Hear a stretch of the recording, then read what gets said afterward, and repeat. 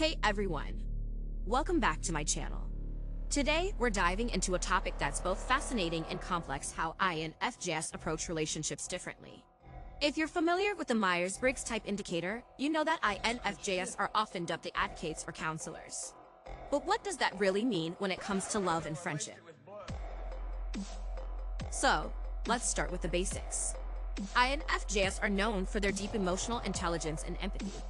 They tend to form profound connections with others, often seeking meaningful conversations over small talk.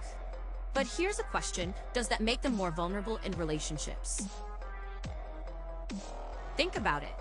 While many personality types might enjoy casual dating or surface-level interactions, INFJs often crave depth. They want to understand their partner's inner world, but this can lead to a unique dilemma: the fear of being misunderstood. Have you ever felt like you're speaking a different language when trying to express your feelings? Another interesting aspect is how INFJs handle conflict. They tend to avoid confrontation, often preferring to keep the peace. But does this mean they suppress their feelings? Or do they simply choose their battles wisely? It's a controversial topic in the INFJ community. Some argue that this tendency can lead to resentment over time. What do you think? Is it better to address issues head-on, or is it wiser to let some things slide? Now, let's talk about the INFJ's idealism in relationships. They often have a vision of what love should look like: think grand gestures and deep emotional bonds. But here's a trend: we're seeing the rise of situationships. Many people are opting for casual arrangements rather than committed relationships.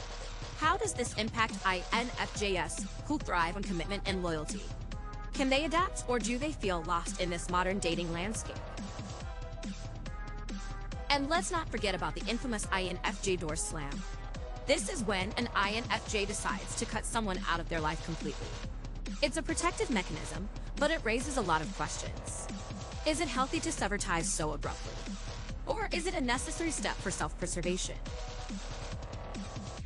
Finally, let's touch on the importance of self-care in relationships for INFJs. They often give so much of themselves that they can forget to nurture their own needs. How can they balance being the supportive partner while also ensuring they're not neglecting their own emotional well-being? So, whether you're an INFJ or just curious about this personality type, I hope this discussion sparks some thoughts. How do you think INFJs can navigate the complexities of relationships in today's world? Let's chat in the comments below. Don't forget to like and subscribe for more content like this. Until next time, take care of yourselves and each other.